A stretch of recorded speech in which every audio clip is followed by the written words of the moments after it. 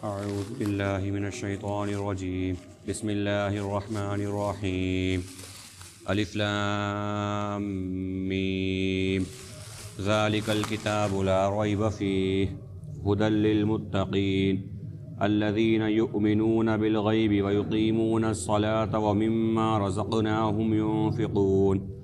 والذين يؤمنون بما أنزل إليك وما أنزل من قبلك وبالآخرة هم يوقنون أولئك على هدى من ربهم وأولئك هم المفلحون. إن الذين كفروا سواء عليهم أأنذرتهم أم لم تنذرهم لا يؤمنون. ختم الله على قلوبهم وعلى سمعهم وعلى أبصارهم غشاوة ولهم عذاب عظيم. صدق اللہ.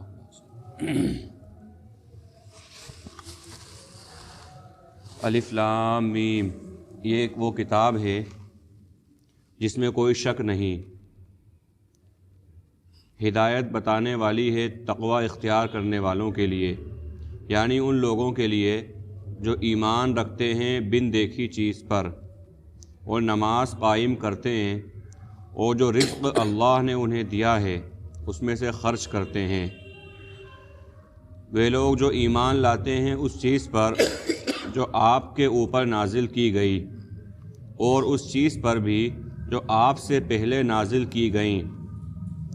اور وہ آخرت کا یقین رکھتے ہیں.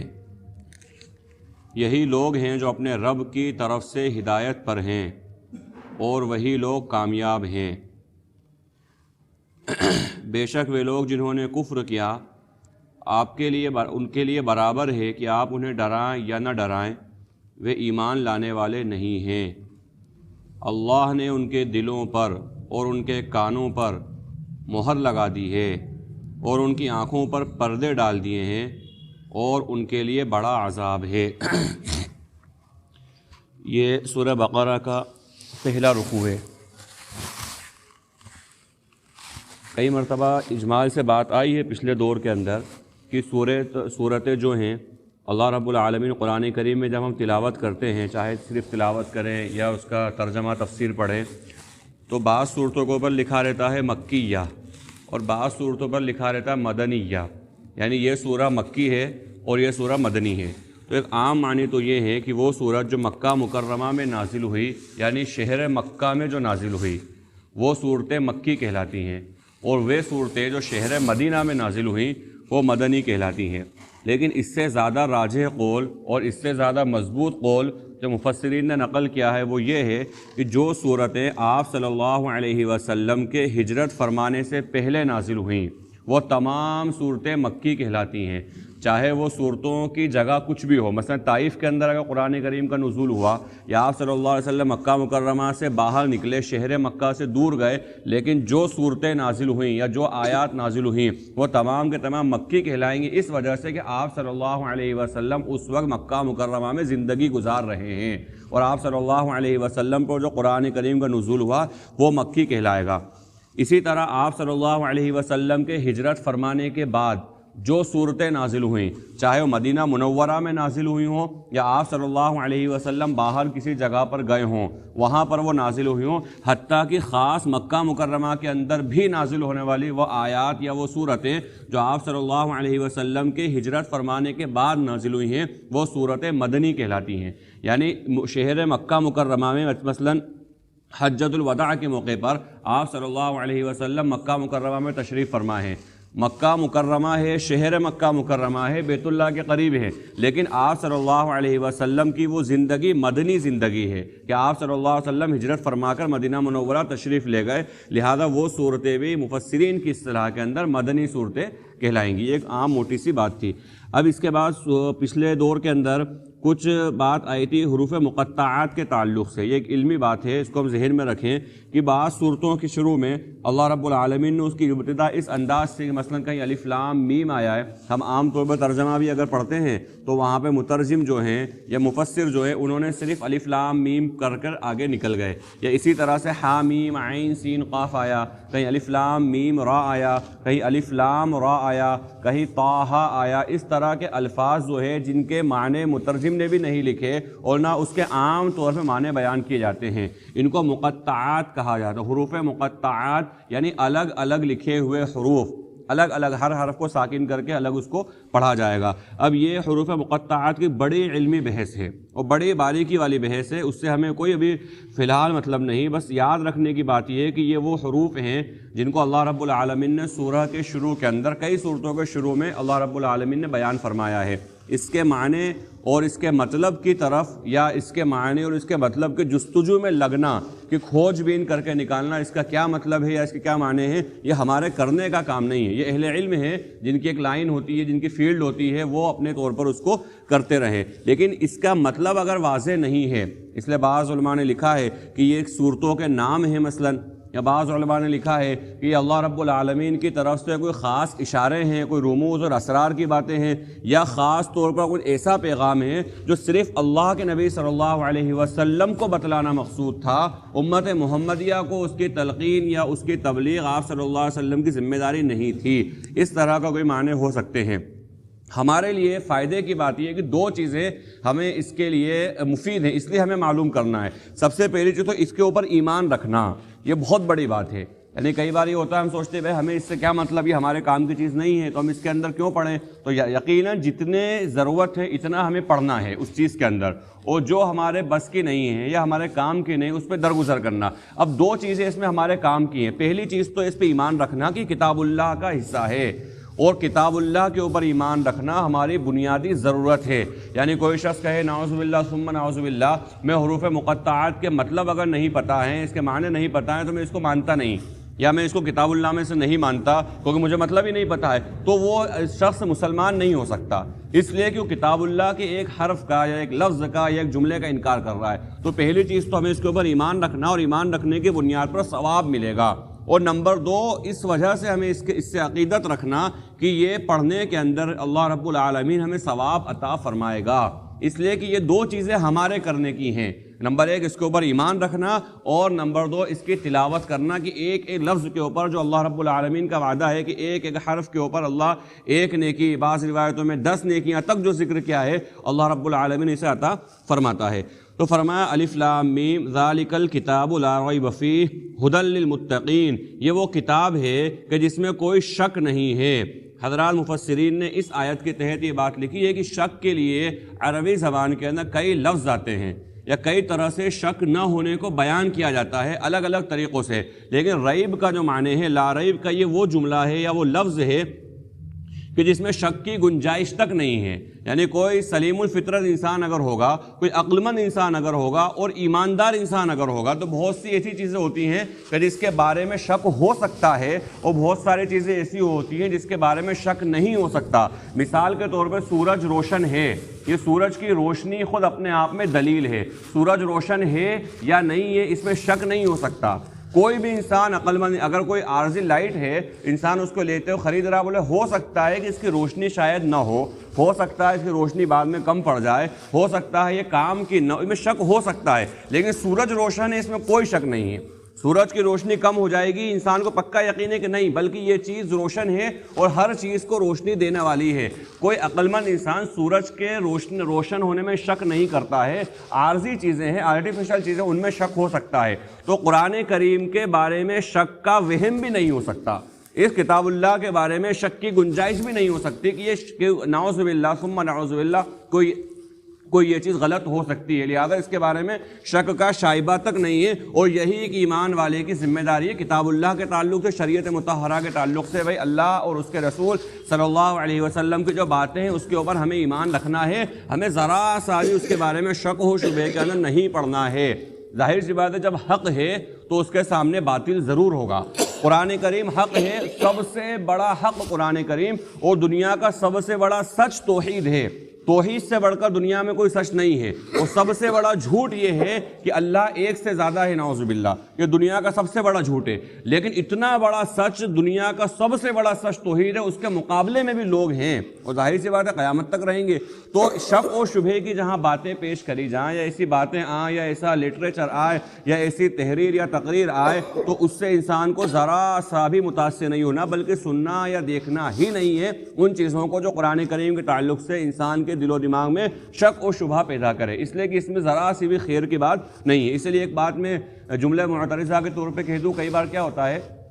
کہ بہت سارے لوگ ان چیزوں کی تحقیق میں لگ جاتے ہیں، بھائی ہم تو صرف سن رہے ہیں یا ہم تو صرف دیکھ رہے ہیں کہ سامنے والا کہتا کیا ہے، حالانکہ ہمیں پتہ ہے کہنے والا غلط ہے یا کہنے والے کے ساری دعوت غلط ہے، لیکن کیا ہوتا ہے انسان پہ تحقیق کے اندر، کیونکہ ایک عربی کا محاورہ بھی ہے کلو جدید لذیذ،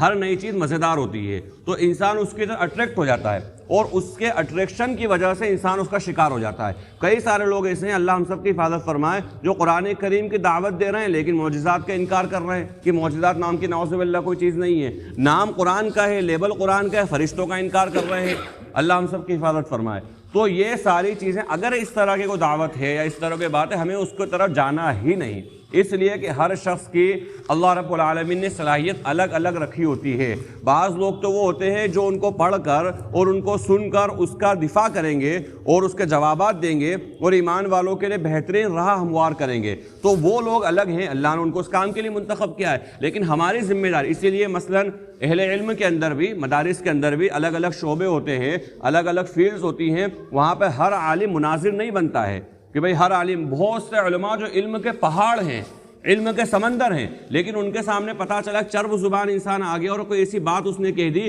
جس کا جواب نہیں دے پائے، تو نعوذ باللہ ثم نعوذ باللہ، یہ نہیں کہ اسلام کی ہار ہے، یا یہ نہیں کہ وہ عالم صاحب کی ہار ہے، بلکہ اس وقت ان کو جواب سمجھ میں نہیں آیا، اور اللہ رب العالمین نے ہو سکتا ہے یہ کام کسی ایک عام سے انسان سے لے لینا تھا، ضروری نہیں کہ اس کے لیے بہت زیادہ تعمق اور بہت زیادہ علم کی وسعت اور گہرائی بھی ضروری نہیں تھی، اللہ نے کام انسان سے کام لے لیا۔ اور کئی مثالیں ایسی ہیں، کئی مثالیں ہیں، اور بڑی مزاحیہ مثالیں بھی ہیں اس کے اندر، کہ اس طرح کہ اللہ رب العالمین نے کام لے لیا کہ جو انسان شاید جو علم کی گہرائی کے اندر اترا ہوا ہو وہ اس طرح کی بات نہیں کر سکتا۔ تو لہذا ہر انسان کی الگ الگ ذمہ داری ہے، ہماری ذمہ داری یہ ہے کہ ہمیں سننا اور اطاعت کرنا، سننا اور فرما برداری کرنا۔ تو اس کتاب کے تعلق سے کوئی بھی ایسی بات قرآن کریم کے تعلق سے تو اس کی طرف ہمیں کان نہیں دھرنا، اس لیے کہ یہ اللہ کا حکم ہے۔ قرآن کریم میں جو عباد الرحمن جو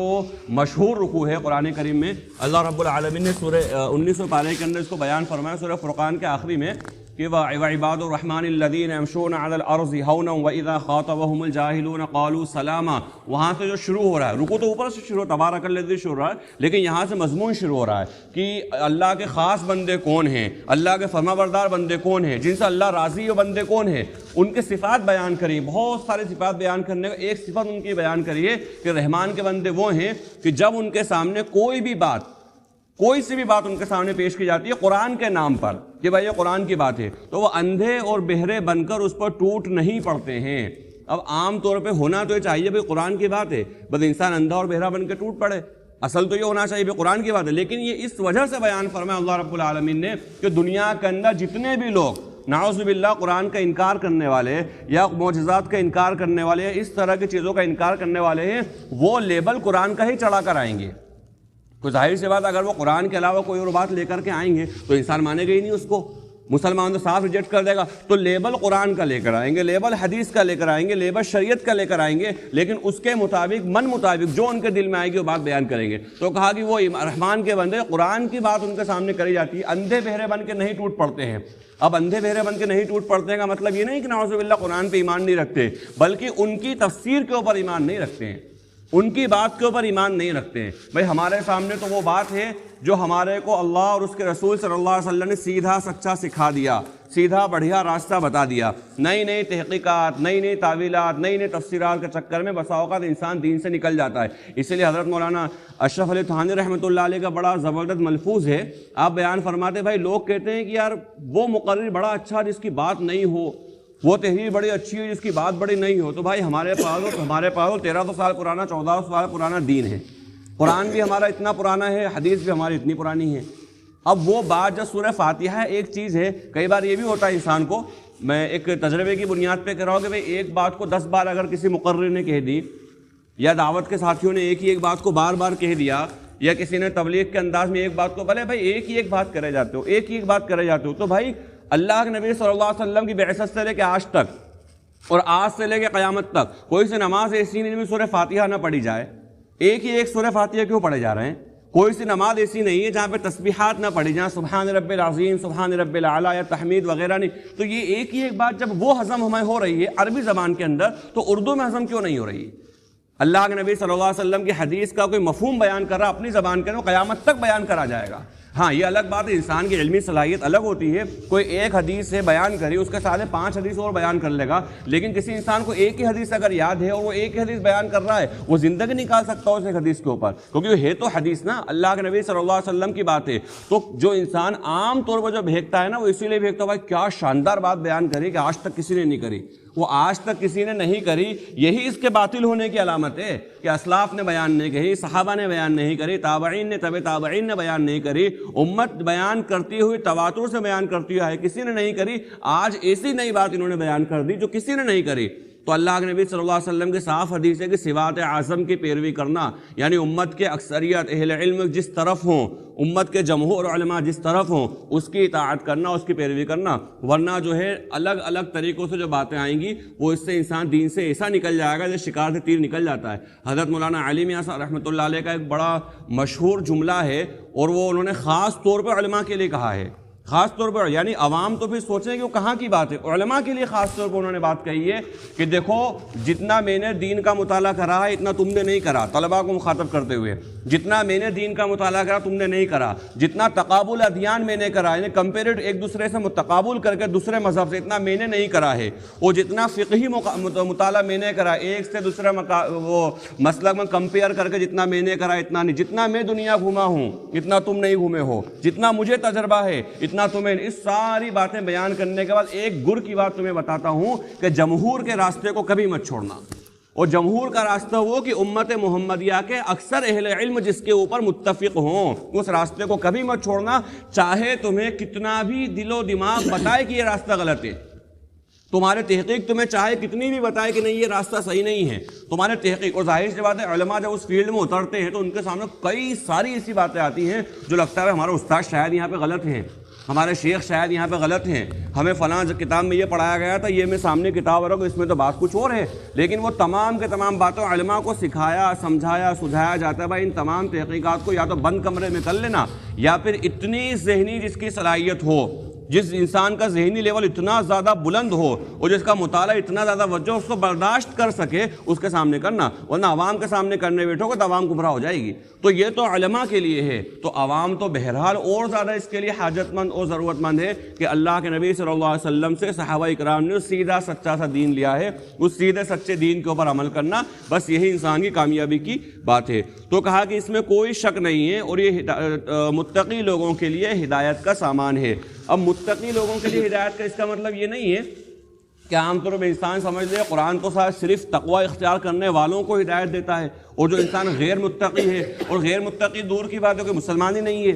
وہ مسلمان نہیں ہے, کیا اس کو ہدایت نہیں ملے گی؟ ایک سوال دماغ میں آ سکتا ہے. اس کا جواب مفسرین نے دیا ہے کہ ہدایت کی کئی ساری قسمیں ہیں. ہدایت کی ایک قسم تو یہ ہے کہ انسان جو ہے شرک سے نکل کر توحید کی طرف آ جائے, اس ہدایت کی وہ بھی ایک ہدایت ہے. اسی طرح ہدایت کی ایک قسم یہ ہے کہ انسان ایمان والا ہے لیکن وہ اعمال کے اوپر آ جائے, اعمال میں نہیں ہے مثلا اعمال کے اوپر آ جائے, وہ بھی ہدایت کی قسم ہے. ایک ہدایت کی قسم یہ ہے کہ انسان عام انسان کی طرح ہے, فرائض وغیرہ کی پابندی کر رہا ہے لیکن نوافل اور مستحبات اور اس کی طرف آ جائے. اور ایک ہدایت کی قسم یہ ہے کہ عام مسلمان کی طرف میں منتقل ہو کر اللہ کا برگزیدہ بن جائے, اللہ کا ولی بن جائے. اور انبیاء اکرام علیہم الصلوۃ والسلام کے لیے ہدایت یہ تھی کہ ان کے درجات اور بلند ہوتے چلے جائیں. اسی لیے قرآن کریم میں اہدنا الصراط المستقیم ہر شخص کو کہنے کا کہا ہے کہ ہر شخص اہدنا الصراط المستقیم سورہ فاتحہ نماز کے اندر پڑھے. تو ہدایت کی الگ الگ درجات, الگ الگ کیٹیگری, قرآن ہر شخص کے لیے ہدایت ہے. ظاہر سی بات ہے غیر مسلم اللہ کے نبی صلی اللہ علیہ وسلم کے زمانے میں بھی اور آج بھی سب سے زیادہ مؤثر دعوت ہی قرآن کی ہوتی ہے,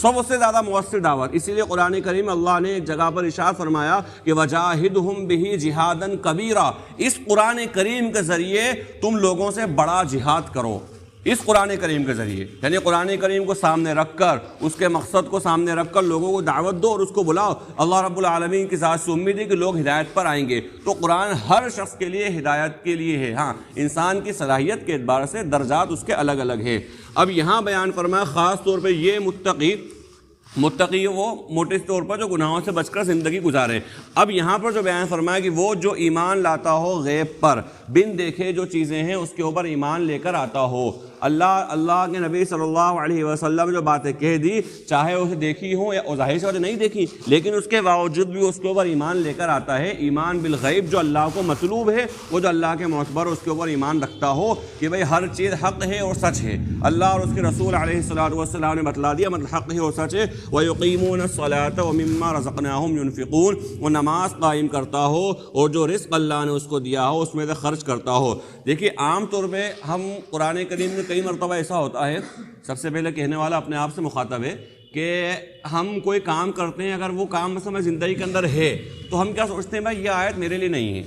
یا عام طور پہ ہم ایک سرسری طور پر اس کو پڑھ کر نکل جاتے ہیں۔ مثلا یہ آیا کہ بھائی جھوٹے پر اللہ کی لعنت، انسان چلو میں تو جھوٹ بولتا نہیں ہوں۔ یہ آیا کہ نماز قائم کرو، بھائی الحمدللہ میں نماز قائم کرتا ہوں، تو انسان سوچتا ہے کہ شاید یہ میرے لیے نہیں ہے۔ حالانکہ قرآن کریم کی ہر آیت ہر انسان کو مخاطب کر رہی ہے، ہاں کسی کو عمومی طور پر مخاطب کر رہی ہے اور کسی کو خاص طور پر۔ اب یہ آیات کوئی سی بھی مثلا اس طرح کی آیات ہیں، ان کے تحت مفسرین نے لکھا ہے کہ انسان یقیمون الصلاۃ مثلا آیا اپنا جائزہ لے کہ میری نماز کیسی ہے۔ امت کا ایک طبقہ وہ ہے جو صرف جمعے کی نماز پڑھتا ہے، وہ سوچے کہ بھائی یہ آیت مجھے فرض نماز پڑھنے کے لیے ابھار رہی ہے۔ ایک طبقہ وہ امت کا جو 4 نمازیں پڑھتا ہے فجر چھوڑ دیتا ہے، وہ سوچے یہ آیت مجھے فجر پڑھنے پر ابھار رہی ہے۔ ایک آدمی فرائض تو کر رہا ہے لیکن سنت مؤکدہ چھوڑ رہا ہے، وہ سوچے کہ یہ مجھے سنت مؤکدہ پڑھنے پر ابھار رہی ہے۔ اسی طرح سے کوئی انسان اگر یہ کر رہا ہے نوافل کا اہتمام نہیں کر رہا ہے، وہ سوچے یہ آیت مجھے نوافل پڑھنے پر ابھار رہی ہے۔ اور یہ سب ہو رہا ہے، اس کے باوجود اگر ایسے نوافل جو نماز سے جڑی ہوئی نہیں، مثلا تہجد، اشراق، چاشت اوابین ہے یا صلاۃ شکر ہے یا صلاۃ الحاجہ ہے، یہ نمازوں میں اگر پابندی نہیں، انسان سوچے کہ یہ آیت مجھے ان نمازوں کے لیے ابھار رہی ہے، اور تمام کے تمام چیزیں اگر ہیں، ساری چیزیں ہیں، یعنی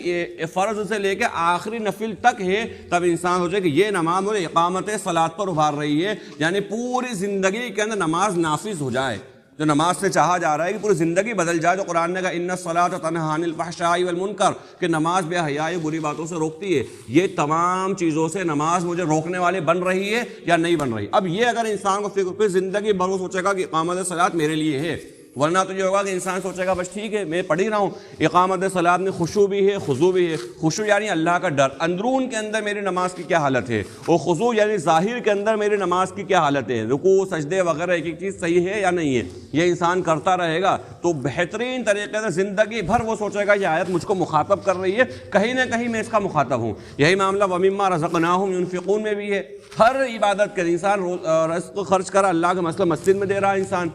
اب آیت ابھارے بھائی اس کو مدرسے کے اندر بھی دے، مسجد مدرسے میں دے رہا ہے، آیت ابھار رہی، غریبوں کی مزاج پرسی بھی کرے، غریبوں کو بھی دے رہا ہے، اپنے رشتہ داروں میں جو کمزور ہے ان کو بھی دے، رشتہ داروں میں کمزور کو بھی دے رہا ہے، پڑوسی میں کمزور ہے ان کو بھی دے، یعنی ہر طرح سے انسان ہی سوچے کہ یہ آیت مجھ کو مخاطب کر رہی ہے۔ جب یہ ذہن بن جائے گا انشاءاللہ تو انسان درجات بلند طے کرتا چلا جائے گا، تو سوچے گا بھائی میرے کو رکنا نہیں ہے، جو کام میں نیک کام کر رہا ہوں اگر میں نہیں کر رہا ہوں تو آیت ڈائریکٹ مجھے کام کرنے پر ابھار رہی ہے، اور اگر میں وہ کام کر رہا ہوں تو کام کو بڑھانے پر اور سنوارنے پر مجھے آیت یہ ابھار رہی ہے۔ والذین یؤمنون بما انزل الیک وما انزل من قبلک، وہ لوگ جو ایمان لائیں آپ پر جو نازل کیا یعنی کتاب اللہ قرآن کریم، اور جو آپ سے پہلے رسولوں پر آپ سے پہلے جو نازل کی گئی چیزیں ہیں ان کے اوپر بھی وہ ایمان رکھتے ہیں۔ وبالآخرۃ ھم یوقنون، اور آخرت کے اوپر وہ لوگ یقین رکھتے ہیں، یعنی خاص متقی لوگوں کے وصف بیان کیے جا رہے ہیں۔ اولئک علی ھدی من ربہم واولئک ھم المفلحون، وہ لوگ اپنے رب کی طرف سے ہدایت پر ہیں، واولئک ھم المفلحون، اور اپنے رب کی طرف سے وہ لوگ کامیابی پر ہیں، کامیاب ہیں۔ یہ وصف اختیار کرنے والے لوگوں کو اللہ رب العالمین کی طرف سے سرٹیفکیٹ ہے اور ضمانت اور سند ہے کہ یہ لوگ کامیاب ہیں، اور یہی اصل کامیابی ہے جس کے بارے میں قرآن میں ایک جگہ اللہ رب العالمین نے بیان فرمایا کہ نعمتیں ذکر کرنے کے بعد کہ بھائی یہی وہ نعمتیں ہیں جنت کی جن کے بارے میں مسابقہ کرنے والوں کو، کمپٹیشن کرنے والوں کو، دوڑ لگانے والوں کو دوڑ لگانا چاہیے۔ یہی وہ نعمتیں ہیں جن کے حاصل کرنے کے لیے انسان کو آگے بڑھنا چاہیے، کوشش کرنا چاہیے۔ ان الذین کفروا سواء علیہم اانذرتہم ام لم تنذرہم لا یؤمنون۔ اب یہاں پر یہ بڑی زبردست آیت ہے، اور اس آیت کے ایک اشکال بھی ہے۔ پہلے بیان فرمایا کہ وہ لوگ جو کافر ہیں انہیں برابر ہے آپ ڈرائیں یا نہ ڈرائیں، وہ لوگ ایمان لانے والے نہیں ہیں۔ یہ ایک اللہ رب العالمین نے آیت بیان فرمائی۔ حضرات مفسرین نے اس آیت کے تحت لکھا ہے کہ یہ آیت عام کافروں کے لیے نہیں ہے،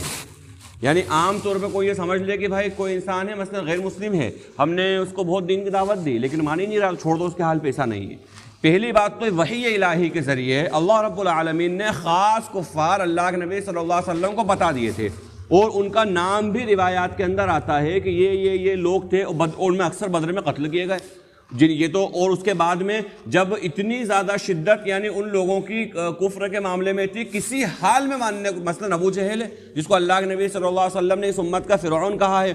ایسے سرکش لوگ، اور یہاں تو ابو جہل بھی کیا، دوسرے دو چار جو لوگ ہیں ان کا نام بیان کرے گئے، واقعے کا پس منظر بیان کرا گیا، بڑے تفصیلی باتیں، اس کو بیان کرنے کے بعد ذکر کیا کہ بھائی یہ لوگ ایمان لانے والے نہیں ہیں۔ تو پہلی بات تو یہ کہ یہ لوگ ایمان لانے والے نہیں ہیں، وحی کے ذریعے اللہ کے نبی صلی اللہ علیہ وسلم کو بتلا دیا گیا تھا۔ آج امت محمدیہ کے پاس وحی نہیں آ رہی ہے، یعنی کوئی انسان کہے کہ یہ اتنا سرکش ہو گیا ایمان لے نہیں سکتا۔ اللہ ہماری حفاظت فرمائے، کئی بار حکمرانوں کے بارے میں ہمیں بات کہہ دیتے ہیں، حکومتوں کے بارے میں کہہ دیتے ہیں کہ اللہ ان کو برباد کر دے، نیست و نابود کر دے، ہلاک کر دے، وہ ساری دعائیں بات کی ہیں۔ سب سے پہلے چیز تو ان کی ہدایت کی فکر، سب سے بڑی چیز ان کی ہدایت کی فکر۔ اللہ کے نبی صلی اللہ علیہ وسلم، ایک یہودی کا جنازہ نکلا تو آپ صلی اللہ علیہ وسلم روئے ہیں اس کے اوپر، حالانکہ یہودی تھا، اس حال میں کہ یہ شخص جو ہے ایمان کی حالت میں نہیں گیا۔ امت محمدیہ کا درد اور کڑھن تو یہ ہے کہ اللہ کا دین ہر کچے پکے گھر میں چلے جائے، اللہ کے دین کی دعوت ہر جگہ پہنچ جائے، یہ نہیں کہ فلاں برباد ہو جائے، فلاں ہلاک ہو جائے، فلاں نیست و نابود ہو جائے۔ حضرت نوح علیہ السلام کی بد دعا کتنے لمبے زمانے تک حضرت نوح علیہ السلام نے 950 سال تک دین کی دعوت دی ہے، 950 سال تک دین کی دعوت دینے کے بعد ان کی بد دعا ذکر ہے قرآن کریم کے اندر، اور یہ کہا کس طرح انہیں بیان، قال رب انی دعوت قومی لیلا و نہارا، رات اور دن انہیں ڈرایا، صبح و شام انہیں ڈرایا، آگے سے پیچھے سے دائیں سے بائیں سے اللہ انہیں ڈرایا، لیکن ان کا ضد بڑھ گیا، ان کی سرکشی بڑھ گئی، اور جو ہے ہٹ دھرمی ان کی بڑھ گئی، انہوں نے کانوں میں انگلیاں ڈال لی، چہروں پہ پردے ڈال لیے کہ میری بات ان تک نہ پہنچ جائے۔ اتنی سخت ترین حالات کے بعد حضرت نوح علیہ السلام نے بد دعا کی کہ اللہ اس روئے زمین پر کسی کافر کو باقی نہ رکھنا، اور اللہ رب العالمین دعا قبول فرمائے۔ اللہ کے نبی صلی اللہ علیہ وسلم سے تو ایسی کوئی دعا منقول ہی نہیں ہے، خاص لوگوں کے بارے میں، خاص حالات کے بارے میں۔ مثال کے طور پر فتح مکہ کا جب منظر کشی کریں تو کیا حال تھا، کس حال کے اندر اللہ کے نبی صلی اللہ علیہ وسلم نکلے ہیں۔ حضرت بلال رضی اللہ تعالیٰ عنہ کا تو روایات کے اندر کچھ اشعار ان کے ذکر ہے کہ جب مکہ ذکر آتا، مکہ مکرمہ کی یاد آ، رونے لگ جاتے تھے، اور بولے مکہ کی جو ہے وادیوں کو یاد کر کے روتے تھے، در و دیوار کو، ظاہر سے ان کا وطن تھا۔ آج اگر ہمیں اپنے علاقے سے جو جائے پیدائش ہے انسان کی، اگر وہاں سے نکلنا پڑ جائے، اس لیے اردو کے اندر ایک مثال مشہور ہے کہ پردیس کے اندر اپنے دیش کا کتا بھی عزیز ہوتا ہے، یعنی اگر ہم کسی دور علاقے میں چلے گئے اور دور دراز کے جان پہچان کچھ بھی نہیں، کوئی انسان پتہ چلا وہ مل گیا، تو کھجرانے کے اندر رہتے ہیں ہم، تو کھجرانہ میں کہاں کرتے وہ انسان سے انسان کو محبت ہو جاتی ہے، حالانکہ کبھی اس سے ملا نہیں تھا وہ کھجرانہ میں رہتے ہوئے۔ تو دیش کی محبت اور دیش کا لگاؤ انسان کو اپنے وطن کا ایسا رہتا ہے۔ حضرت بلال رویا کرتے تھے، وہ مکہ مکرمہ کو یاد کر کے اشعار پڑھا کرتے تھے، لیکن دین کے خالص جب بات چھوڑی، اور ایسی حالت کے اندر جب مکہ مکرمہ میں گئے، فاتحانہ داخل ہوئے ہیں، جو چاہتے کر سکتے تھے، لیکن اللہ کے نبی صلی اللہ علیہ وسلم نے یہ کہا بھائی میں تو یہی کہوں گا جو یوسف علیہ السلام نے بھائیوں کے لیے لا تثریب علیکم الیوم۔ ایک صحابی نے مکہ مکرمہ میں داخل ہوتے وقت ایک جملہ کہہ دیا، الیوم یوم الملحمہ، کہ آج کا دن تو جنگ کا دن ہے، آج کا دن تو خورشی کا دن ہے۔ اللہ کے نبی صلی اللہ علیہ وسلم نے فرمایا نہیں، الیوم یوم المرحمہ، آج کا دن تو رحمت کا دن ہے، عفو کا دن ہے، درگزر کا دن ہے۔ اور روایت میں ان سے جھنڈا لے لیا، یعنی وہ چھوٹی سی ٹکڑے کے دستے کے ذمہ دار تو ان سے جھنڈا لے کے دوسرے صحابی کو دے دیا کہ نہیں کہیں ایسا نہ ہو کہ خورشی کر ڈالیں، کیونکہ لشکر کے ذمہ دار نہیں ہیں اور ان کے دماغ پہ یہ بات ہے۔ ایسی حالات کے اندر جب حضرت ہندہ رضی اللہ تعالیٰ عنہ جو بعد میں بہت آخری میں اسلام لے کر آئی ہیں، انہوں نے دیکھا کہ جب رات میں نکلی، بولے کہ مسلمانوں کی فوج کہاں چلی گئی، مسلمانوں کا لشکر کہاں چلے گیا، بھائی یہ تو نظر ہی نہیں آ رہا ہے. ایک فاتح قوم جو گھروں میں جو کیا کچھ نہیں کرتی, جو قرآن کریم میں حضرت سلیمان علیہ السلام کے واقعے کے اندر جو بلقیس نے بات جو جانچنے کا پیمانہ جو اس نے رکھا تھا کہ نبی ہیں یا غیر نبی ہیں, تو جانچنے کے پیمانے میں اس نے بات کہی تھی بھائی جو بادشاہ ہوتے ہیں نا وہ کسی علاقے میں گھس کے قتل و قتال کرتے ہیں, ذلیل و خوار کرتے ہیں, وہاں کے عزت دار لوگوں کو ذلیل کرتے ہیں, سرکشی مچا دیتے ہیں, اگر نبی ہوگا تو یہ کام نہیں کرے گا. یعنی جانچنے کا پیمانہ. واقعی یہ بات صحیح ہے جب حضرت اللہ کے نبی صلی اللہ علیہ وسلم نے گئے عام معافی کا اعلان کر دیا, اور اس وقت حضرت ہندہ رضی اللہ تعالیٰ دیکھ رہے بولے رونے کی اور سسکیوں کی آوازیں آ رہی ہیں, اور جب انہوں نے دیکھا تو پتا چلا فاتح لشکر جو 10,000 کا لشکر ہے, اور اتنے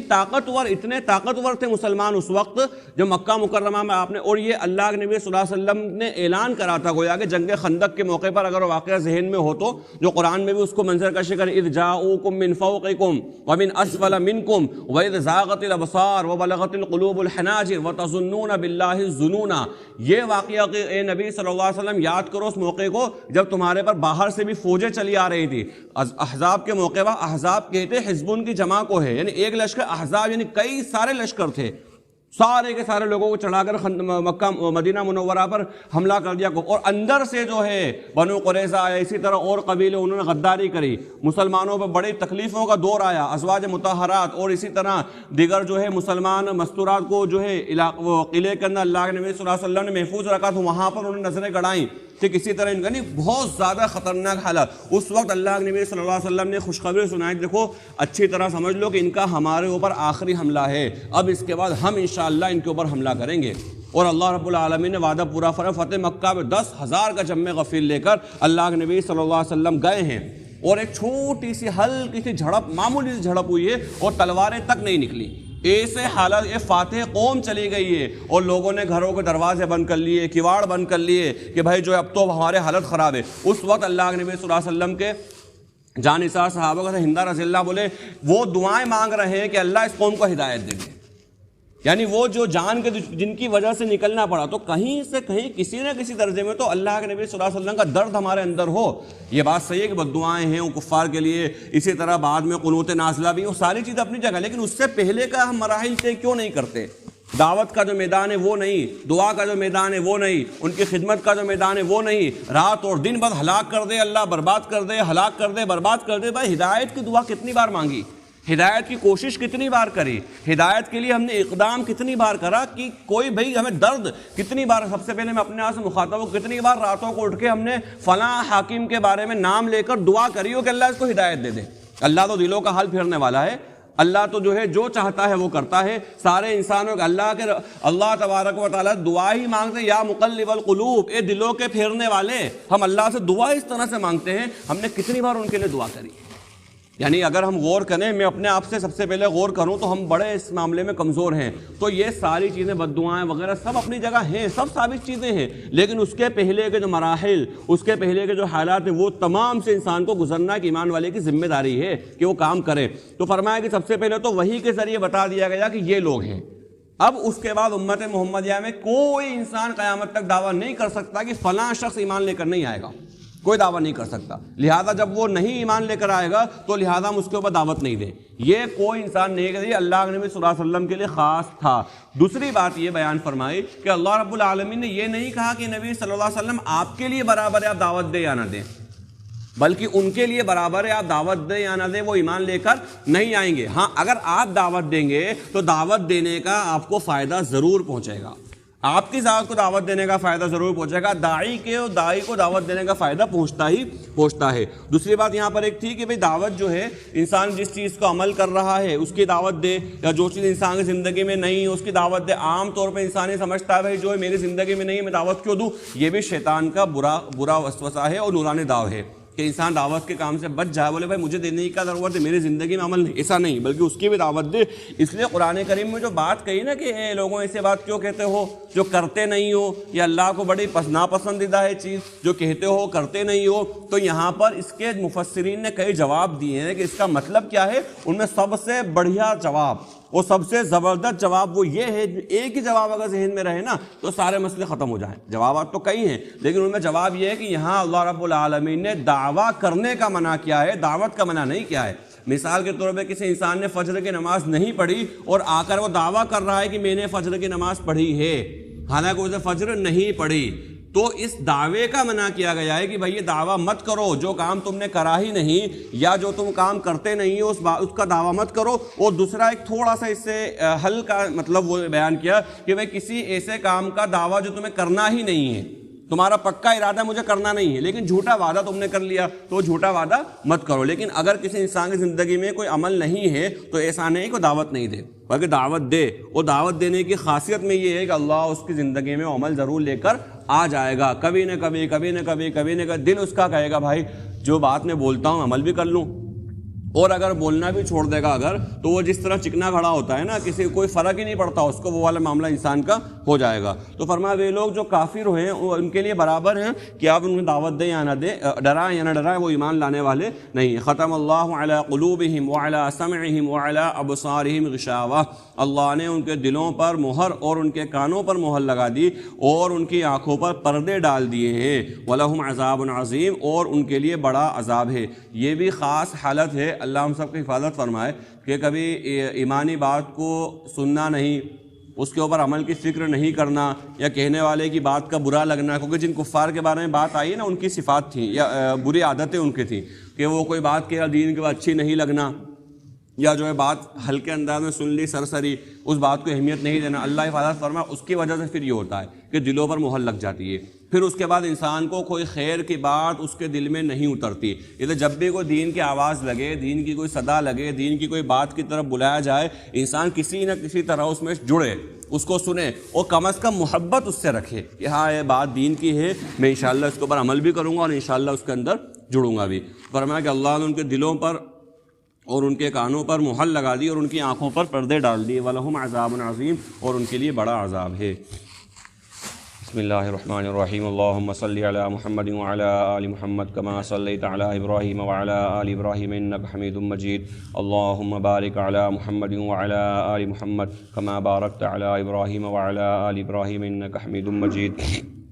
اللہم اغفر وارحم وانت خیر الراحمین، اللہم اغفر لی وارحمنی واہدنی وعافنی وارزقنی، اللہم ارنا الحق حقا وارزقنا اتباعہ وارنا الباطل باطلا وارزقنا اجتنابہ، رب اجعلنی مقیم الصلاة ومن ذریتی ربنا وتقبل دعاء، ربنا اغفر لی ولوالدی وللمؤمنین یوم یقوم الحساب، ربنا آتنا فی الدنیا حسنة وفی الآخرة حسنة وقنا عذاب النار، جزا اللہ عنا محمد ما هو أهله صلى الله عليه وسلم، سبحان ربك رب العزة عما يصفون وسلام على المرسلين والحمد لله۔